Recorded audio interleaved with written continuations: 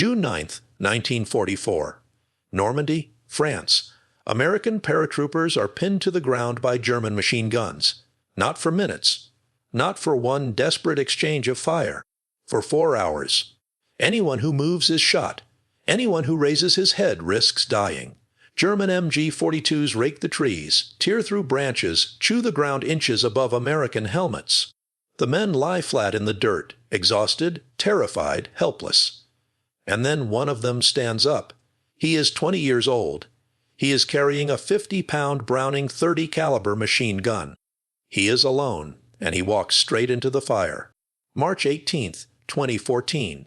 The White House, East Room. President Barack Obama stands at a podium, holding a light blue ribbon from which hangs a 5-pointed bronze star, surrounded by a wreath of green laurel.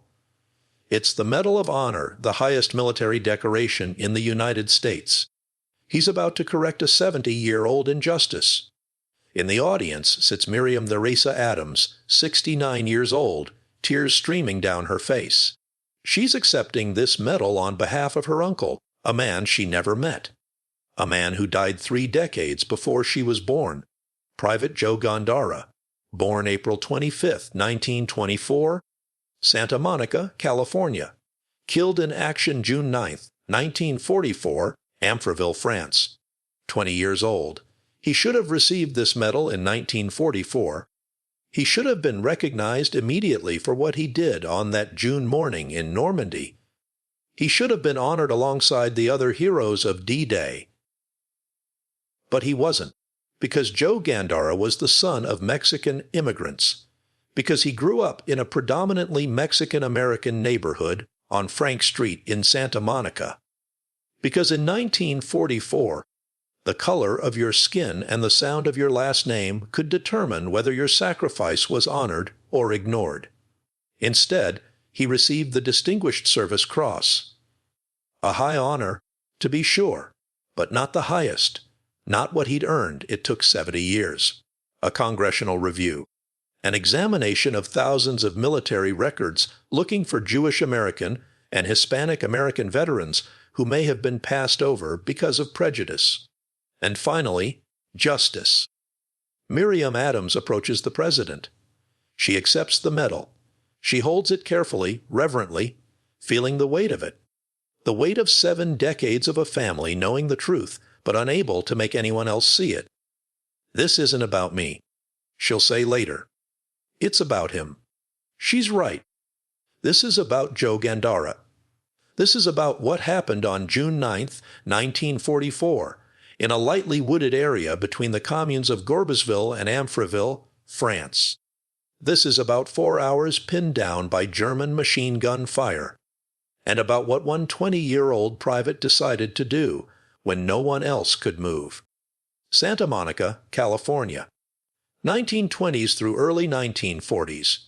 The Pico neighborhood wasn't the fancy part of town. It was working class, predominantly Mexican, American, the kind of place where everyone knew everyone and families looked out for each other. Joe Gandara lived with his mother, his father, and 5 siblings in a modest home on Frank Street. His parents had come from Mexico seeking a better life, seeking opportunity, seeking the promise of America. They found work. They raised their children. They taught them English and Spanish. They taught them to be proud of their heritage and proud to be Americans. Joe went to John Adams Junior High School, then to Santa Monica High School, where he was just another kid in the halls, playing sports, studying, dreaming about the future the way teenagers do. He graduated, probably thought about college, or maybe work. Probably had plans. Then the world intervened. December 7th, 1941. Pearl Harbor. America went to war, and young men like Joe Gandara had a decision to make. He didn't have to enlist. He could have waited to be drafted. Could have tried to get a deferment, maybe for essential work or family hardship. Could have done a dozen things to avoid or delay military service. He didn't. On February 20th, 1943, Joe Gandara walked into an Army recruiting station in Los Angeles. He was 18 years old. He volunteered. They gave him a serial number 3956161. They sent him to basic training, and then they asked him if he wanted to be a paratrooper. Now, you have to understand what that meant in 1943. The paratroopers were new, experimental, dangerous. Training accidents killed men regularly. Parachutes failed, landings went wrong. Even before you ever saw combat, being a paratrooper meant accepting a level of risk that most soldiers never faced. But it also meant pride, elite status, extra pay, the silver wings, and it meant being first. First into battle, first behind enemy lines, first into the chaos.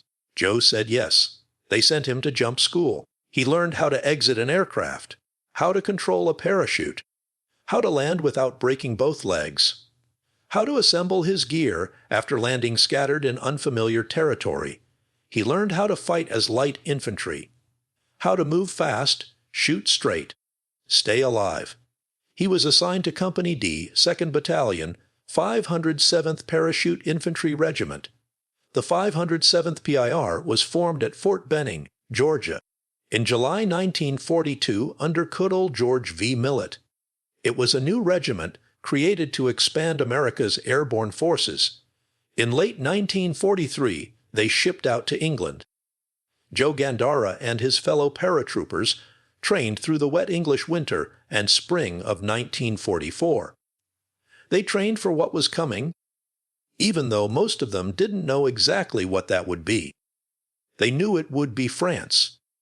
They knew it would be an invasion. They knew it would be the largest military operation in history.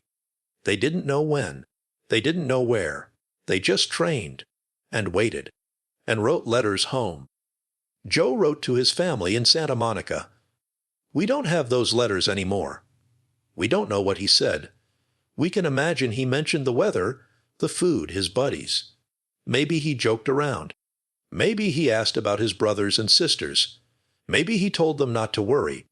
On May 28, 1944, the 507th PIR was attached to the 82nd Airborne Division, replacing the 504th Parachute Infantry Regiment, which had suffered heavy casualties fighting in Italy. The 82nd was a veteran division. They'd jumped into Sicily. They'd jumped into Salerno. They'd fought through Italy. They were professionals. Now the 507th would fight alongside them. The mission was explained in late May. Operation Neptune. Operation Overlord. D-Day. The 507th and 508th Parachute Infantry Regiments would drop near the west bank of the Murderate River in Normandy. Their job: secure the river crossings, establish defensive positions, prevent German reinforcements from reaching the beaches where American and Allied forces would be landing, hold the bridges at La Fère and Chef Dupont. Don't let the Germans cross the Murderate from west to east. Keep the causeways intact for advancing U.S. forces. Simple. Impossible. Necessary. Drop Zone T was north of the village of Amfreville. That's where the 507th would land. Or that's where they were supposed to land.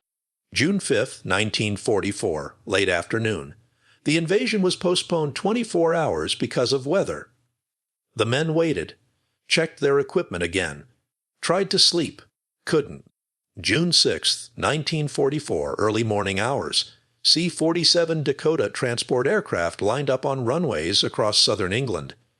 Paratroopers loaded up, heavy with equipment. Each man carried over 100 pounds of gear weapons, ammunition, rations, medical supplies, explosives, radios. The aircraft lifted off in darkness. Formation flying over the English Channel. Engines roaring. Men standing in the cramped fuselage, hooked to static lines, waiting.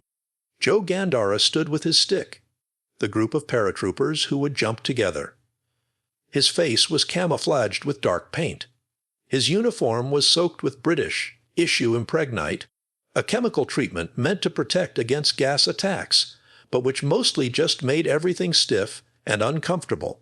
He carried an M1919 Browning .30 caliber machine gun, not the light carbines or MM1 rifles most paratroopers carried. A machine gun, 23 pounds without ammunition. Add belts of 30 caliber rounds, and you're looking at 50 pounds or more just for the weapon system.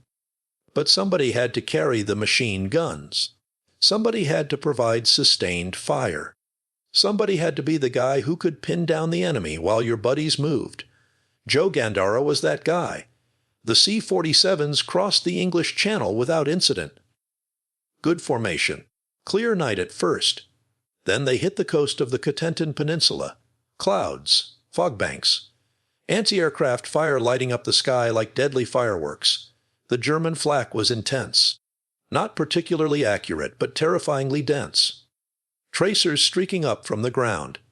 Explosions in the air. The sharp crack of shrapnel hitting aluminum fuselage. Pilots took evasive action. Some pulled up sharply, some dove, some veered left or right. Formation discipline dissolved into chaos.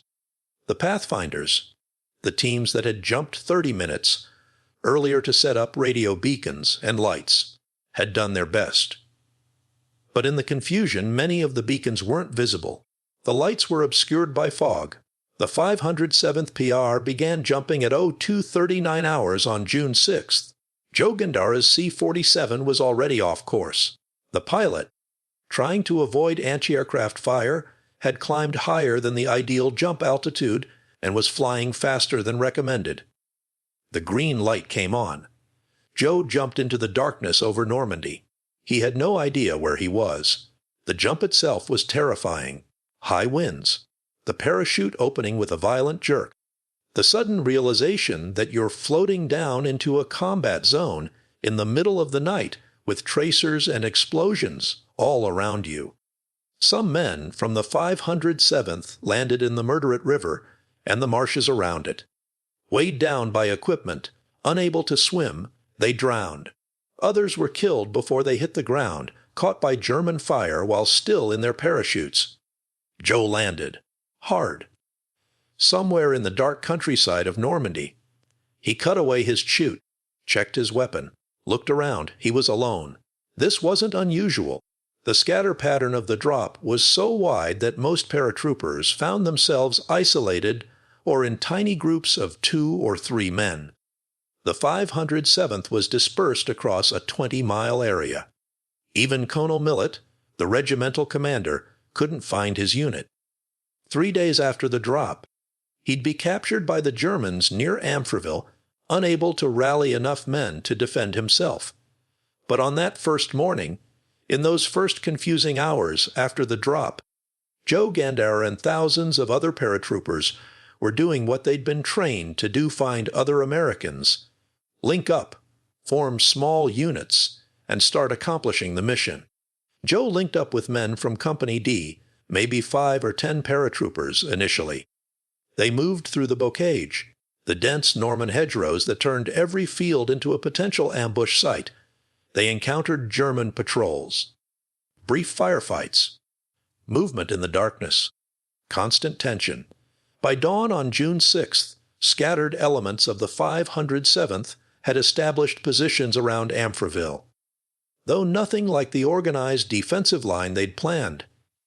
The village itself was still in German hands. Elements of the German 90 1st Air Landing Division and the 6th Parachute Regiment were dug in. Determined to hold the crossing points over the Murderate, the Americans controlled some areas. The Germans controlled others, and in between was chaos. The 507th held on through June 6th and 7th.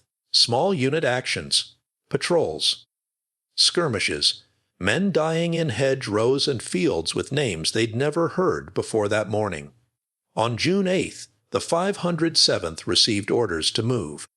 Colonel Millet, before his capture, decided the regiment would march at night to reinforce isolated paratroopers northwest of La Fère, west of the Murderate River. Joe Gandara's detachment moved out. They were ambushed multiple times. German forces had set up hasty defensive positions throughout the area. Machine gun nests, sniper positions, mortar teams. Every movement drew fire. The advance was slow, costly. Men were hit. Medics worked frantically. The column kept moving. They reached a lightly wooded area between Gorbisville and Amfreville by early morning on June 9th. That's where Joe Gandara's war ended. June 9th, 1944, morning. Joe Gandara's detachment, maybe 20 to 30 men from Company D and other scattered elements, was moving through the wooded area when they came under fire. Not sporadic fire. Not harassing fire. Devastating fire. A strong German force had established defensive positions ahead of them. Multiple machine gun emplacements, probably MG-42s, the German general-purpose machine guns that fired up to 1,200 rounds per minute, nicknamed Hitler's buzzsaw by American troops because of the terrifying ripping sound they made. The Germans had good fields of fire, clear lanes cutting through the trees, interlocking positions so if you tried to flank one gun, another one had you covered. The American paratroopers hit the ground, hard, fast, the way you do when you suddenly realize that staying upright for another second means dying. And there they stayed. Minutes passed. 10, 20, 30. Nobody could move forward. Anyone who tried to advance was cut down. The Germans had them perfectly pinned. An hour passed. The Americans tried to return fire. A few shots here and there. But you can't aim when you're pressed flat to the ground behind whatever scrap of cover you can find. You just try to keep your head down and stay alive. 2 hours. Maybe someone tried calling for artillery support. Maybe the radio was destroyed. Maybe they didn't have a radio. Communication in Normandy was chaotic. Equipment lost in the drop. Radio operators killed or scattered. Frequencies jammed. 3 hours. The Germans knew they had the Americans pinned. They could afford to wait. Conserve ammunition. Eventually, the Americans would either retreat or be overrun by German reinforcements. 4 hours. Think about that for a moment. 4 hours lying in the dirt. 4 hours listening to machine gun fire tearing through the trees above your head. 4 hours watching your buddies get hit. 4 hours knowing that every minute you stay pinned is another minute the Germans are winning, another minute American troops on the beaches might not get the support they need. 4 hours knowing you're going to die if you stay there and probably going to die if you try to move. That's where Private Joe Gandara found himself on the morning of June 9th, 1944. 20 years old, son of Mexican immigrants, kid from Santa Monica who played ball in the streets and went to Samohi and wrote letters home about the English weather. 4 hours pinned down. And then he made a decision. Nobody ordered him to do what he did next. There's no record of an officer telling him to assault those positions. No indication that this was a coordinated attack. Joe Gandara decided on his own that somebody had to do something. He stood up. He picked up his Browning .30 caliber machine gun, 50 pounds of weapon and ammunition, and he started moving toward the German positions. Not running. Not charging, moving, deliberately, firing from the hip. Hip firing a machine gun sounds dramatic. It is dramatic. It's also incredibly difficult. The weapon wants to climb. The recoil wants to throw you off balance. You have to brace your body. Lean into it, control it with sheer strength and will. And you have to do this while moving forward, while being shot at, while rounds are snapping past your head and tearing up the ground around your feet. Joe Gandara did this. He advanced alone toward the German positions. The Germans saw him. They had to.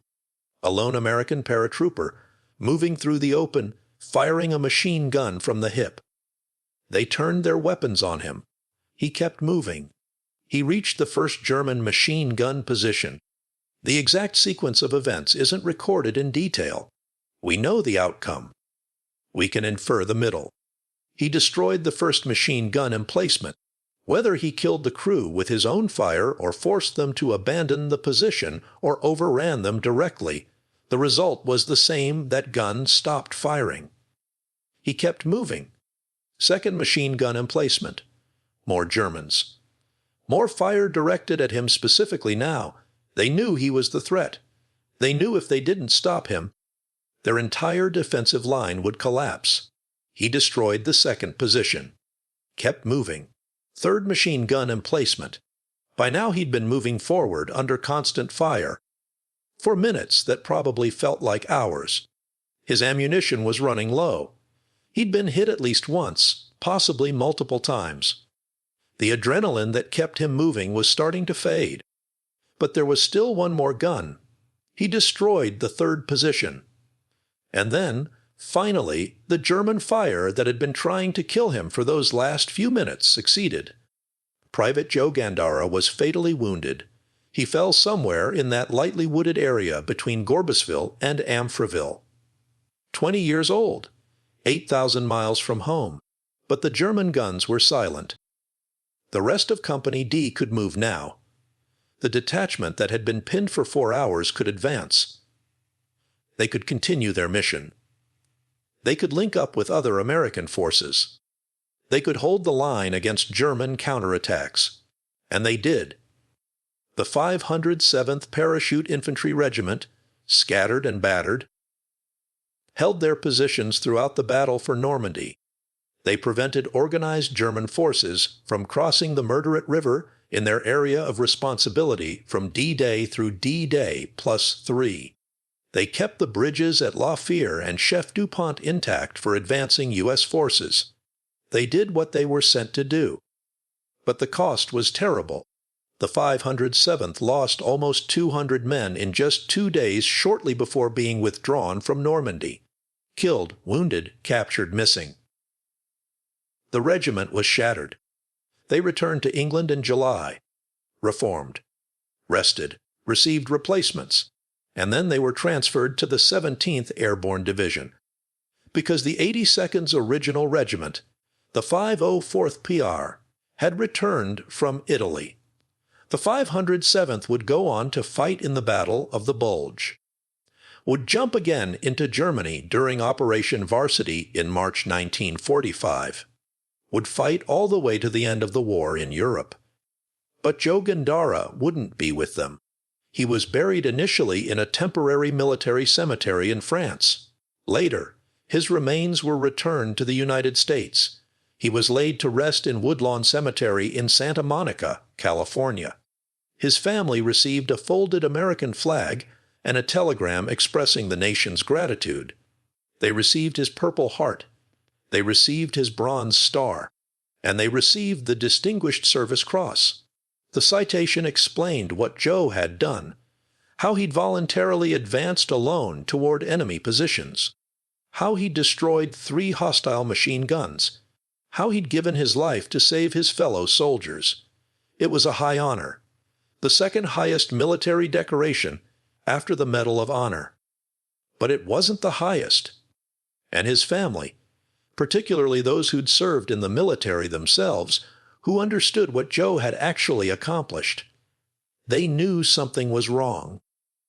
They knew that if a soldier with a different last name and a different skin color had done exactly what Joe did, he would have received the Medal of Honor. They knew it, but they couldn't prove it, and for decades they couldn't do anything about it. Joe's mother died not knowing her son would eventually receive the recognition he deserved. His brothers and sisters died not knowing. Even some of his nieces and nephews, like Paul and Belinda, died before the injustice was corrected. But the family never forgot. They told Joe's story to their children and grandchildren. They kept his memory alive. They knew the truth. And eventually, the United States Army knew it too. 2002. Congress passed the National Defense Authorization Act, with a provision requiring the Department of Defense to review military records of Jewish, American and Hispanic American veterans. The question had prejudice and discrimination prevented these veterans from receiving the military honors they'd earned. The answer, after reviewing thousands of records, was yes. 24 veterans were identified as deserving of an upgrade to the Medal of Honor. All Army soldiers, 7 from World War II. One of them was Private Joe Gandara. The Pentagon reviewed the original recommendation for the Distinguished Service Cross. They reviewed after action reports from June 9, 1944. They interviewed surviving members of the 507th PIR who'd been there or who'd heard about it from men who were. They compared Joe's actions to those of other Medal of Honor recipients. The criteria were clear, conspicuous gallantry and intrepidity at the risk of life above and beyond the call of duty. Joe Gandara had met that standard, more than met it, advancing alone, destroying 3 machine gun positions, dying in the process, saving his entire detachment. That's not just bravery. That's sacrifice at the highest level. The Medal of Honor Board recommended approval. The Joint Chiefs of Staff agreed. The Secretary of the Army approved. President Obama signed off. On March 18, 2014, 70 years, 9 months, and 9 days after Joe died in Normandy, his niece Miriam Theresa Adams stood in the White House and accepted his Medal of Honor. She was 69 years old. She'd grown up hearing stories about Uncle Joe, the uncle she'd never met, the hero of the family. "I'm very grateful to be here for Joe," she told reporters. "So happy, honored, and very proud of him. He sacrificed his life to be a good American. He was very proud of his Mexican heritage, but he was an American first." The ceremony was emotional. Other families were there too, accepting medals for their own loved ones who'd been overlooked because of prejudice. Hispanic veterans, Jewish veterans, men who'd fought and died for America, but whose sacrifices had been diminished by the bigotry of their time. President Obama said what needed to be said, that these men had earned their nation's highest honor decades ago. That it was never too late to do the right thing. That America was better when it recognized all its heroes, regardless of their last names or the color of their skin.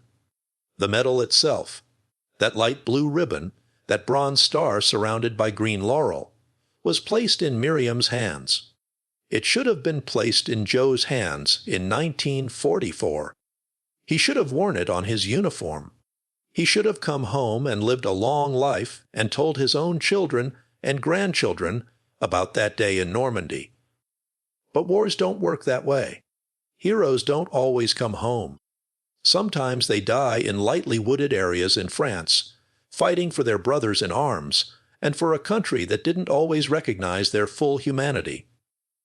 Joe Gandara came home, eventually, but only his body, only his memory.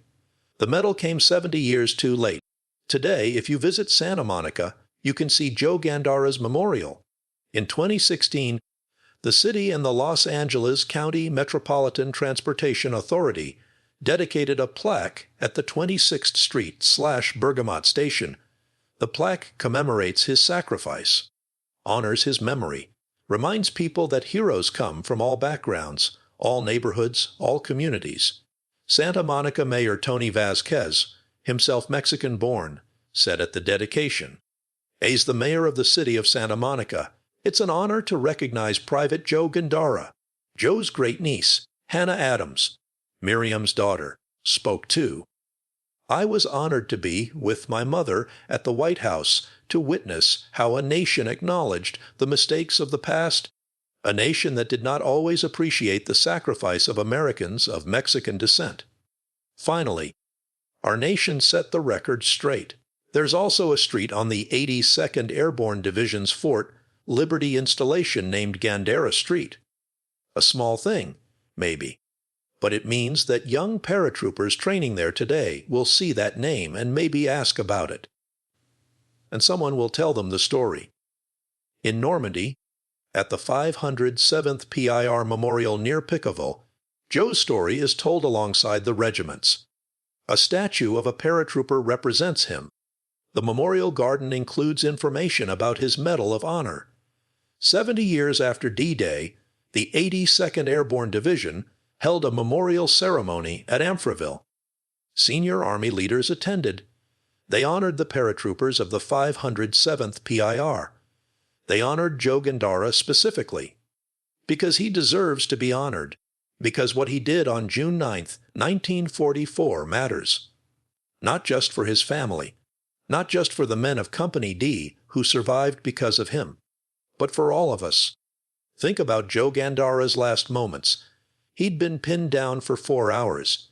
He knew advancing against those German machine guns was probably suicide. He could have stayed where he was. Nobody would have blamed him. He'd already done his duty. He'd jumped into Normandy. He'd fought for 3 days. He'd earned the right to wait for support, for artillery, for someone else to take the lead. But he stood up anyway, not because he wanted to die. Nobody wants to die. He wanted to live just as much as anyone else. Wanted to see Santa Monica again. Wanted to hug his mother, see his siblings, walk the streets of his neighborhood, live a normal life. But more than he wanted to live, he wanted his brothers in arms to survive. He looked at those German positions, and he looked at the men around him. Men pinned down, unable to move, dying one by one. And he decided that their lives mattered more than his fear. That's what the Medal of Honor recognizes. Not just bravery, not just skill, but self-sacrifice. The willingness to give everything so others can live. Joe Gandara did that. He picked up his machine gun, and he walked into fire, and he destroyed 3 enemy positions, and he died doing it. And because he did, dozens of other American soldiers survived that day. They went on to fight other battles, to come home, to have families, to live lives they wouldn't have lived if Joe hadn't stood up. That's the measure of a hero. Not the medals, not the recognition. The lives saved, the difference made. Joe Gandara made a difference that morning in Normandy. He made a difference that echoes through generations. Through every child and grandchild of the men he saved, through every person those descendants would go on to touch. His 20 years of life had meaning beyond what most people achieve in 80. And finally, 70 years late, his nation recognized that. The Medal of Honor around his name now isn't just about correcting an injustice, though it is that. It's not just about recognizing Hispanic-American contributions to World War II, though it is that too. It's about remembering that heroism has no color, no religion, no ethnic requirements. It's about remembering that America's strength comes from all its people. The immigrant families working in Pico neighborhoods, the kids going to John Adams Junior High, the teenagers at Santa Monica High who grow up to volunteer for the most dangerous job in the most dangerous war in human history. It's about remembering Joe Gandara, born April 25, 1924, died June 9, 1944, age 20, Private United States Army, Company D, 2nd Battalion, 507th Parachute Infantry Regiment, Medal of Honor recipient, hero. Remember the name Joe Gandara. He stood up when no one else could. He advanced alone when everyone else was pinned. He gave his life so his brothers could live. 4 hours pinned down by machine gun fire. And then one paratrooper from Santa Monica said enough. That's the story. That's what happened. That's what we should never forget. If stories like this matter to you, help keep them alive. Like this video, subscribe for deeply researched war history, and comment where you're watching from so this story reaches further